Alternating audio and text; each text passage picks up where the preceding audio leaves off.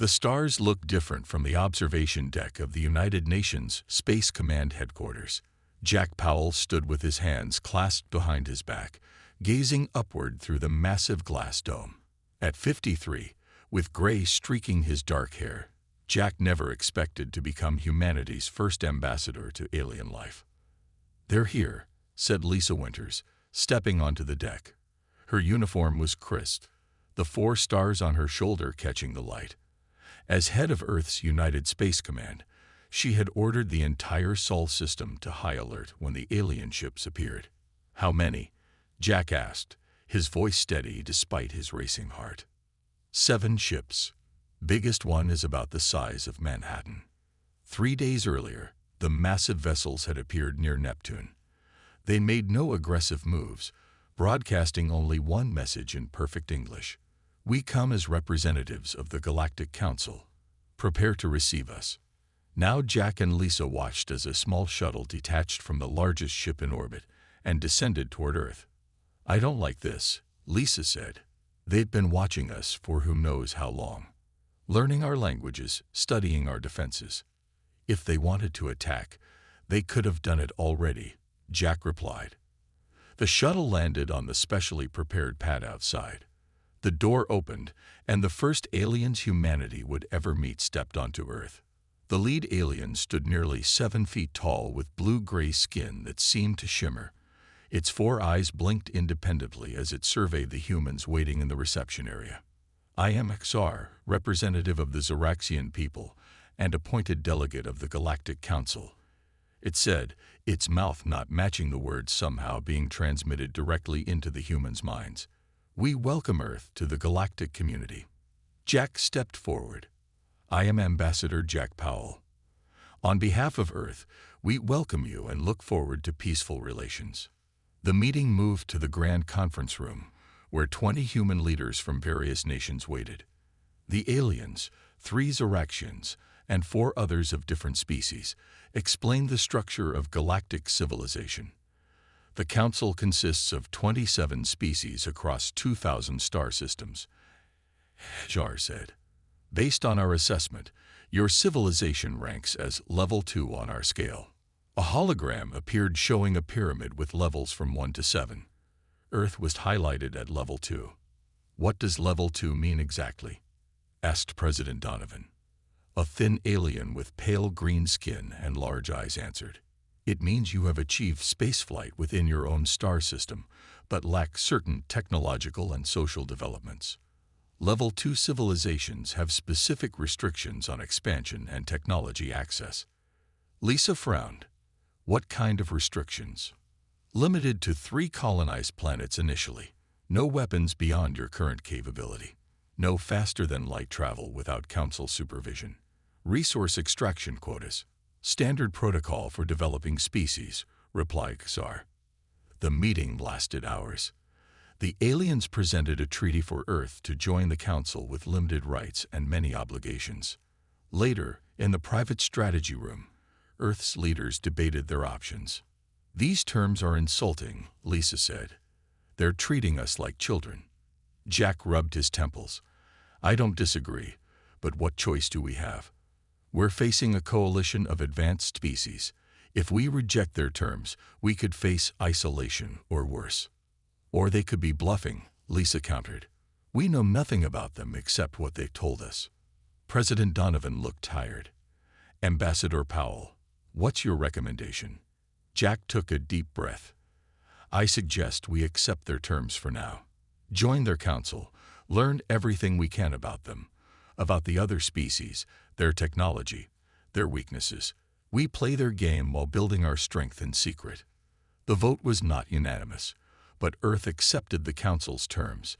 1 week later, Jack watched as Earth's flag was added to the Council chamber aboard the Zoraxian ship, smaller than the others, and placed at the lowest tier. "Welcome to the Galactic Council," Jar said without warmth. "We expect your compliance with all regulations." Jack smiled politely, but Lisa's warning echoed in his mind. As he looked around at the alien faces, some curious, some indifferent, some clearly disdainful, He wondered if Earth had just made its first great interstellar mistake. But it was done. Humanity had joined the stars, not as equals, but as newcomers on probation. The real work was just beginning. 5 years had passed since Earth joined the Galactic Council. The shine of first contact had worn off. Humanity had followed all the rules, built only the allowed colonies on Mars, Europa, and Titan, and shared their resources as required. But the benefits promised by the Council never seemed to arrive. Commander Sam Bennett stared at the data on his screen aboard the monitoring station orbiting Jupiter. His job was to track all shipments between Earth and the Council worlds. What he saw troubled him deeply. "Computer, show me the technology exchange records for the past year," he said. The screen filled with numbers that told a clear story. Earth had sent thousands of samples of human technology, art, and resources to the Council. In return, they had received only a handful of low-level technologies that provided little advantage. Sam downloaded the records to his personal device and headed to the monthly security meeting on Europa. The meeting room was tense when Sam arrived. Maria Garcia, Earth's chief diplomat to the Council since Jack Powell's retirement, looked exhausted. Dr. Alan Brooks, the top xenobiologist, was showing something on his tablet to Lisa Winters, whose face had grown more stern with each passing year. "Good, you're here," Lisa said when she saw Sam. "Tell them what you found." Sam connected his device to the main screen. "In the past year, we've sent 1,743 technology samples to the Council. We've received 28 in return, most of which are just slightly better versions of tech we already had." Maria nodded grimly. "It matches what I've seen in negotiations. Every time I try to request better exchange terms, they find some regulation to block it." "That's not all," Dr. Brooks added. "I've been studying the biological samples they've requested from us. They're mapping our entire genome, our brain patterns, everything. But when I ask for similar data on other species, I'm denied access." Lisa stood up and paced the room. "And the resource extraction has gotten worse. The mining operations they've set up on our moon are taking 3 times the agreed amount of minerals. I tried to file a complaint last month," Maria said. "The Kralvex representative actually laughed at me, said I should be grateful they don't just take what they want by force." The Kralvex were an insectoid species that seemed to particularly dislike humans.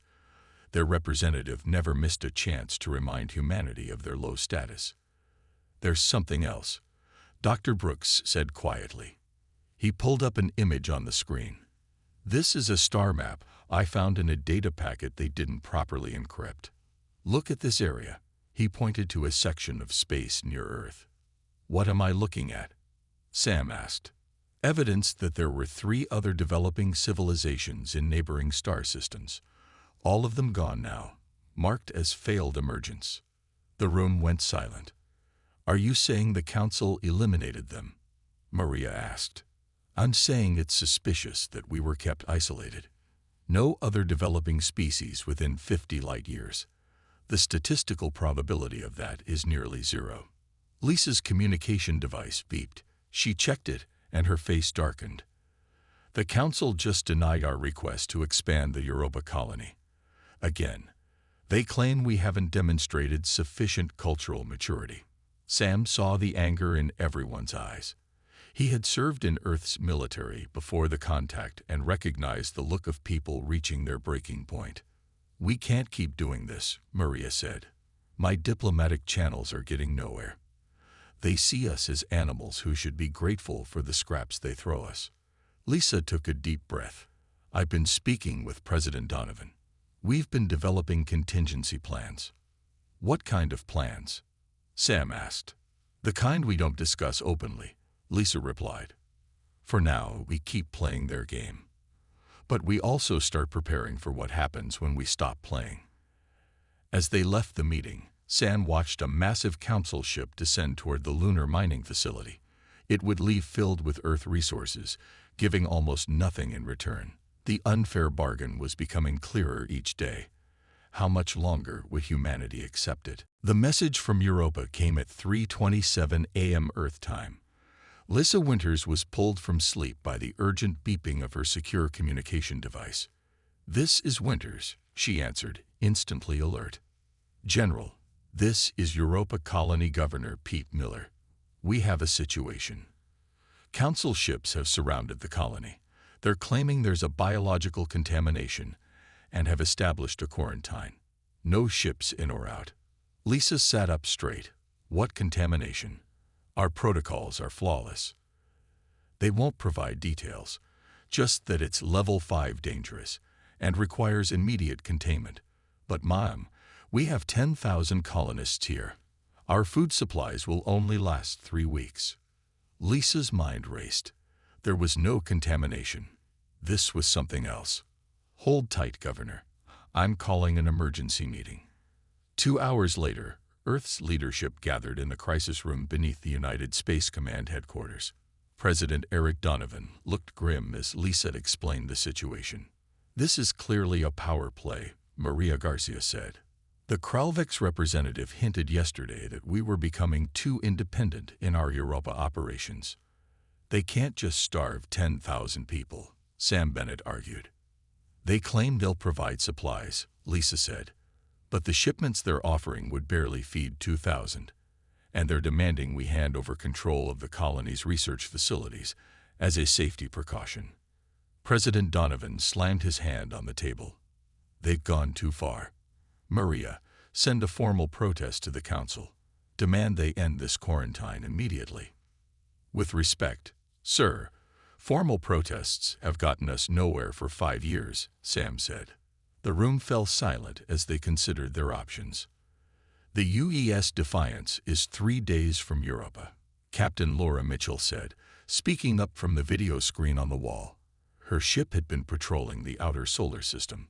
"We're carrying enough emergency supplies to sustain the colony for at least a month." "The council ships will stop you," Maria warned. Laura's jaw tightened.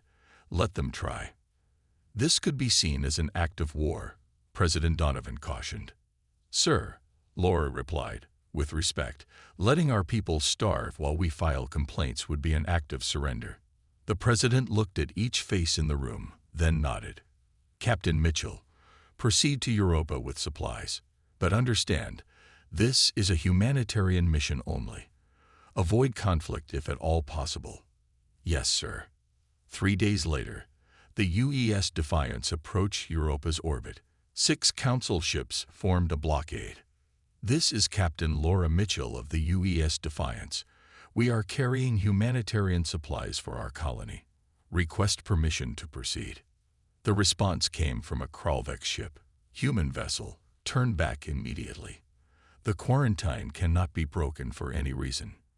We have essential food and medical supplies for our people. We will not turn back. This is your final warning." Laura looked at her crew. "Continue approach. Shields up, but weapons offline. Let's show them we're not a threat." The Defiance moved forward slowly.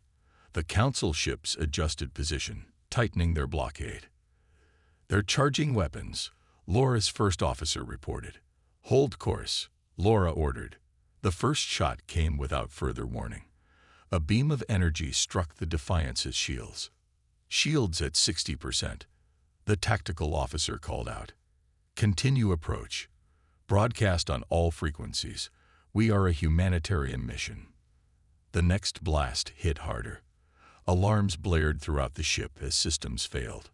"Direct hit to our engine section. We're losing power." Laura gripped her chair as the ship shuddered. "Get those supply pods ready for emergency launch. Target the colony landing zone." "Captain, we're being targeted again." Laura hit the ship-wide comm. "All hands, brace for impact." The final blast tore through the weakened shields and ripped into the ship's hull. The bridge filled with smoke and sparks.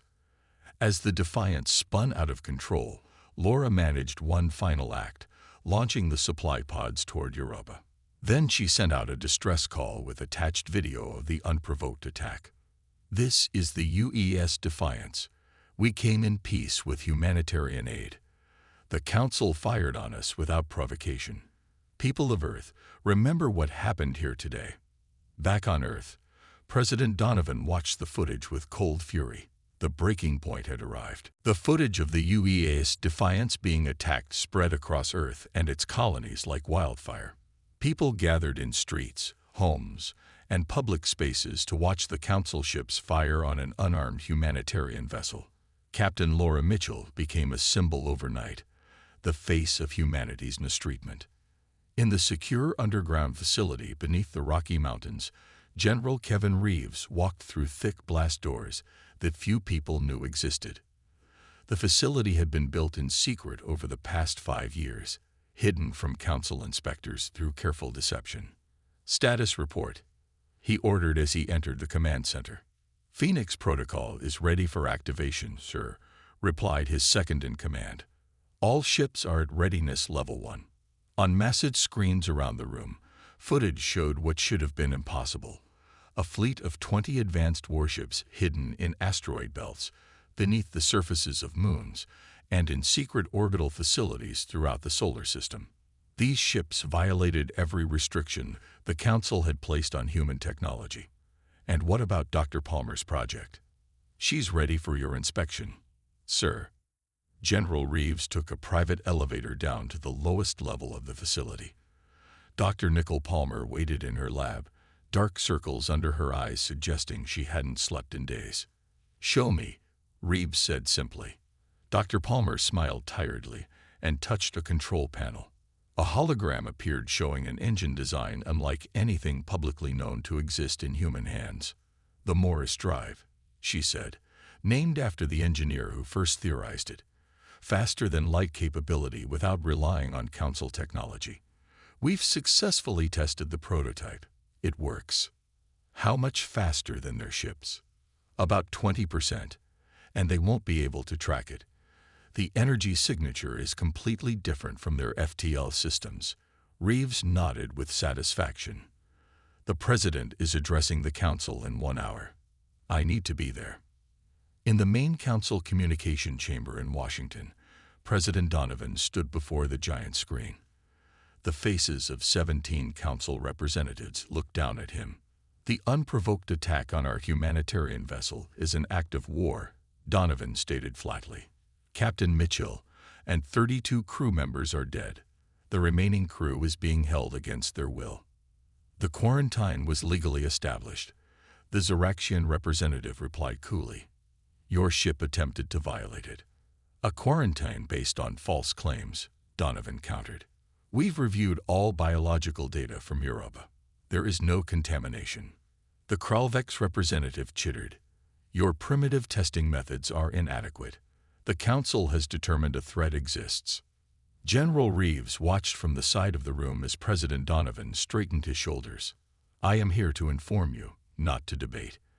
As of this moment, Earth officially withdraws from the Galactic Council. All agreements are null and void. All Council personnel must leave our solar system within 24 hours. Murmurs and translated exclamations filled the channel. The Zeraxian representative leaned forward. "This is not permitted. Level 2 civilizations cannot withdraw membership. If you persist in this illegal action, the Council will impose severe sanctions." "We are no longer concerned with what you permit," Donovan replied calmly. "The people of Earth have endured 5 years of exploitation and contempt. That ends today. You will be isolated. Your colonies will starve. Your economy will collapse," threatened the Kralvex. "That remains to be seen." The Council feed cut off abruptly. In the sudden silence, Donovan turned to General Reeves. "They'll send ships to force us back in line. Are we ready?" "Phoenix Protocol is activated, Mr. President. Colonel John Weber is already leading a team to break the Europa blockade. And we have 2 potential allies. The Malosians and Lithoids have secretly contacted us. They've suffered under Council rule even longer than we have." Donovan nodded. "The Council thinks we're throwing a tantrum. They have no idea what humanity is capable of when pushed too far." Across the solar system, hidden human ships powered up their systems. The real fight was about to begin. 3 days after Earth's withdrawal from the Council, the sensors around the solar system detected a large group of ships entering from multiple directions. The Council had sent its response, a fleet of 40 warships, led by the massive Zoraxian dreadnought called the Righteous Judgment. In the command center beneath the Rocky Mountains, General Reeves watched the incoming ships on the main screen. "They're moving into standard attack formation," reported the sensor officer. "Estimate 30 minutes until they reach Earth orbit." President Donovan stood beside General Reeves. "They think this will be quick, a show of force to bring us back in line." "Let's show them how wrong they are," Reeves replied. He activated the system-wide communication channel. "All Phoenix units, this is General Reeves. Operation Defiance is now active. I repeat, Operation Defiance is now active." Throughout the solar system, hidden ships emerged from their concealment. Many of them were smaller than the Council vessels, but they moved with surprising speed. On the engineering deck of the defense station orbiting Earth, Maya Rodriguez checked the final connections on her system. For 5 years, she had worked on this technology in secret, a defense grid that could disrupt the power systems of Council ships. "Defense grid is online," she reported. "Ready on your command." The Council fleet approached Earth with confidence. The lead Zoraxian commander opened a channel to the planet. "People of Earth, your rebellion is futile. Return to Council authority immediately or face the consequences. You have 10 minutes to respond." In the command center, President Donovan looked at General Reeves, who nodded. "No response needed," Donovan said. "Let them come a bit closer." 5 minutes later, the Council fleet entered the optimal zone. "Now," ordered General Reeves. Maya activated the defense grid. Invisible energy waves spread outward from Earth, washing over the Council ships. One by one, their power systems flickered and failed. "What is happening?" demanded the Zoraxian commander as his ship's lights dimmed. Simultaneously, the hidden human fleet attacked from multiple angles. Using their knowledge of Council ship weaknesses, they targeted specific systems with precision strikes. "Sir, we're detecting energy signatures we've never seen before," reported a Kralvek sensor operator. "The humans have weapons that weren't in our databases." The Council ships, struggling with power failures, could not coordinate their defense effectively. 3 of their ships were destroyed in the first wave of attacks. Several others took heavy damage.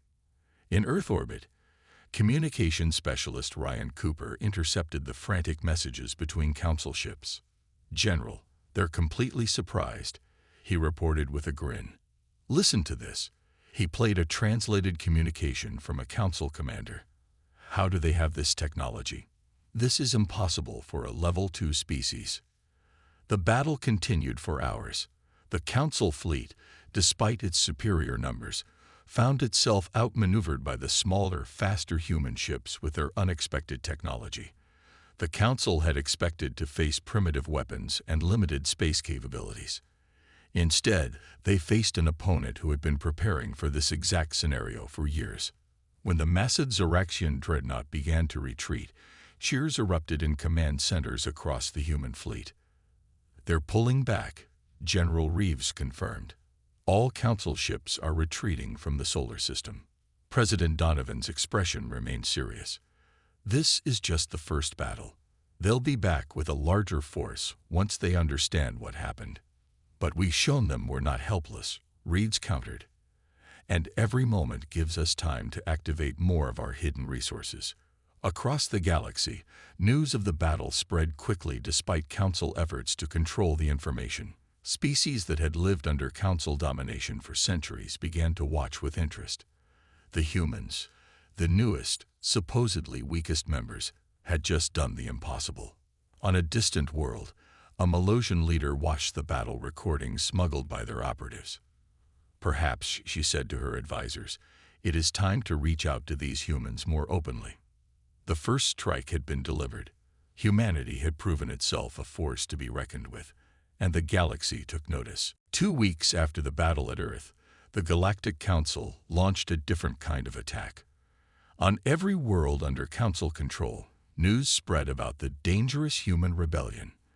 The stories painted humans as violent, unstable primitives who had somehow stolen advanced technology and posed a threat to galactic peace.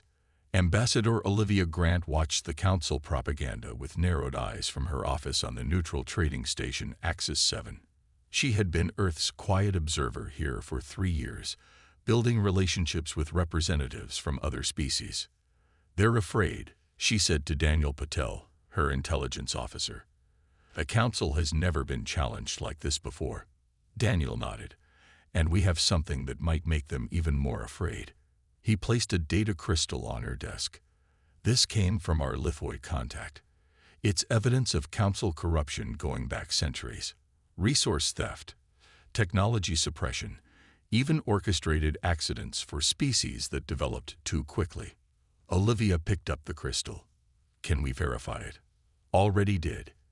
It matches perfectly with the partial records we obtained during our time in the Council. This is the complete picture." Olivia's mind raced with possibilities. "We need to counter their propaganda with truth. Launch Operation Truth immediately." Within days, information packets began appearing on communication networks across hundreds of worlds. Unlike the Council's controlled messaging, these contained raw data, records, and evidence showing decades of exploitation. Most importantly, they revealed that many mid-tier species had been kept artificially suppressed, just like humans. On the Council homeworld, the Zoraxian High Council held an emergency session. "How are the humans distributing this information?" demanded Elder Krax. "We control all official channels. They appear to be using a network of traders and independent ships," replied Security Director Voss. "And several mid-tier species seem to be helping them. This is unacceptable. Increase the sanctions against Earth. Cut off all trade routes. Freeze their representatives on every station." But the damage was already spreading. On 5 different worlds, populations began questioning their Council representatives. Trade routes that had always flowed toward Council's central worlds suddenly faced delays and redirections. Back on Earth, Ryan Cooper monitored communication traffic from his station. "It's working better than we hoped," he told President Donovan during a secure briefing. "Council trade volume is down 17% in just 1 week. And look at these messages we intercepted." The screen showed translated communications between Council members. The tone was panicked, with accusations flying between different species. "The Zoraxians are facing criticism from within the Council itself," Ryan explained. 3 mid-tier species are demanding explanation for the records we released." President Donovan allowed himself a small smile. "And our direct communications with potential allies. Going well. The Melosians have secretly agreed to share their advanced biotechnology with us. The Lithoids are considering formal ties. And we've had quiet approaches from the Vex and Newbury systems." In the research facility on Mars, Dr. Nicole Palmer worked with a small team of engineers, incorporating new ideas from their alien contacts to improve their technology further. "The Council made a critical mistake," she told her colleagues as they examined a new engine design. "They kept all these species separate, afraid of each other. But now we're all talking, sharing ideas. The rate of innovation is incredible." On the Council homeworld, the first signs of real trouble appeared. A group of reform-minded Zoraxians attempted to seize control of the Council chamber, demanding new leadership and new policies toward Earth and other suppressed species. The coup failed, but the Council was shaken. "We must crush this human rebellion completely," Elder Krax declared to the remaining loyal members. "Prepare the main battle fleet.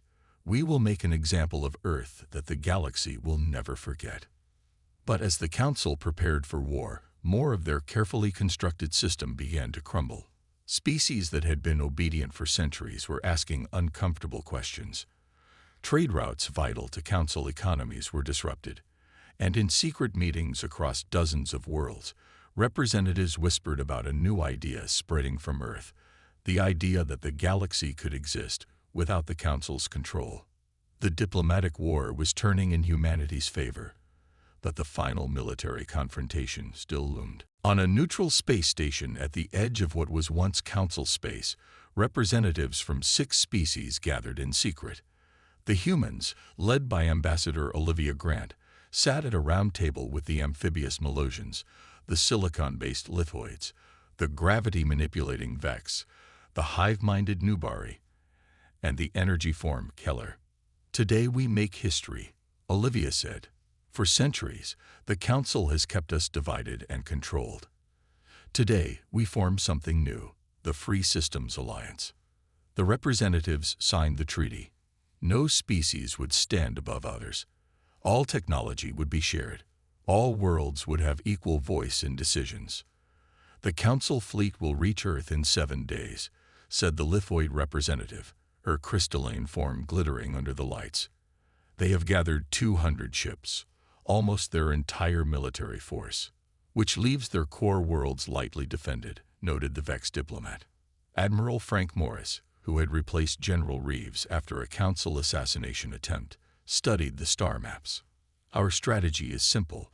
The Council expects us to concentrate our forces at Earth. Instead, we will spread out. 5 Alliance fleets will strike simultaneously at different Council strongholds. The Council fleet will be forced to break apart to defend multiple fronts.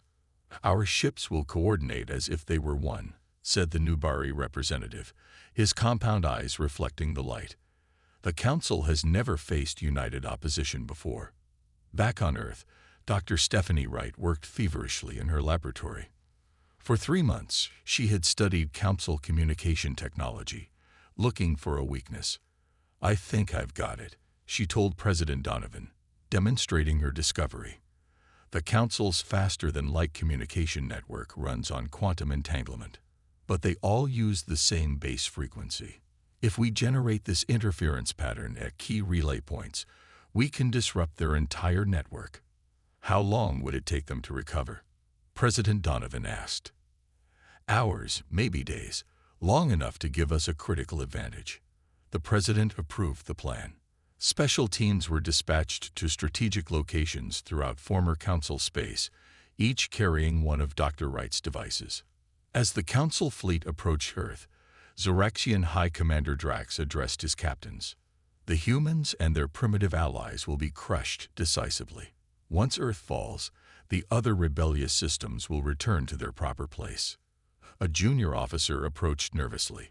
"High Commander, we're receiving reports of attacks at Outpost Gamma 7, the Kralvex homeworld, the Rigel mining facility, the Ta City shipyards, and 3 other locations." "Impossible. No rebel force could strike so many targets at once." Just then, the communication system went silent. Throughout the massive fleet, screens flickered and died as Dr. Wright's interference pattern took effect. "Switch to backup systems," Drax ordered. "Backups are also affected, High Commander. We can only communicate by light-speed methods now." Across the galaxy, Alliance forces struck at Council outposts and facilities. Without their faster-than-light communications, Council ships could not coordinate their defense. Some rushed back to protect their homeworlds, breaking the unified fleet into smaller, manageable groups. Admiral Morris watched from his flagship as the Council fleet fractured. "Just as we predicted," he said to his officers. "Now, prepare our main force to engage the ships still heading toward Earth." The battle near Earth was fierce. Council ships fought with desperate intensity, but the Alliance forces were ready. Human ships using Dr. Palmer's advanced drives outmaneuvered the larger vessels. Melosian biosphere weapons disabled enemy systems without destroying ships. Lithoid crystal technology created impenetrable shields. In his flagship, High Commander Drax received the reports of defeat after defeat. "This cannot be happening," he growled. "Prepare the Sunfire weapon. If we cannot have Earth, no one will." The massive weapon began to charge, capable of rendering a planet uninhabitable in minutes. It was the Council's final, desperate move, an atrocity they had used only twice in their long history. "The weapon will be ready in 1 hour," High Commander reported his weapons officer. Drax stared at the blue-green planet on his view screen. "Then the human rebellion ends today, one way or another." As the Sunfire weapon charged on the Zoraxian flagship, an unexpected message came through on a private channel. The weapons officer stared at his screen in confusion. "Hi, Commander. We have an internal communication from engineering. It says, weapon sabotage. For the future of all species." Alarms blared throughout the ship as the Sunfire weapon's power core began to overload. On the engineering deck, 3 Zoraxian technicians and a Kralvex engineer watched the systems fail. They had served the Council for decades, but what they had seen in recent months, the evidence of corruption, the willingness to destroy entire planets, had changed their loyalties. "Get to the escape pods," the lead technician told the others. "Our message is sent." High Commander Drax shouted orders as his flagship began to break apart. "Evacuate the ship. Transfer command to secondary vessels." But it was too late. The Sunfire weapon exploded, taking the flagship and 3 nearby Council ships with it. Across the battlefield, Council forces saw their command vessel destroyed and began to retreat in disarray. At the edge of the solar system, a massive battle raged around the key transit point near Proxima Centauri. Alliance ships from all 6 species fought together, their different technologies and strategies complementing each other perfectly. The Council fleet, already weakened by the loss of their flagship and communications network, began to collapse. Admiral Morris received the news aboard his command ship. "The Council forces are in full retreat at all major battlefronts. We've won." But winning the war was only the beginning. In the weeks that followed, the Council structure fell apart completely. Species that had been members for thousands of years declared independence. The Zoraxian central government collapsed under internal pressure. The carefully maintained hierarchy of galactic civilization was gone. 3 months after the Battle of Proxima Centauri, representatives from 30 different species gathered on Earth.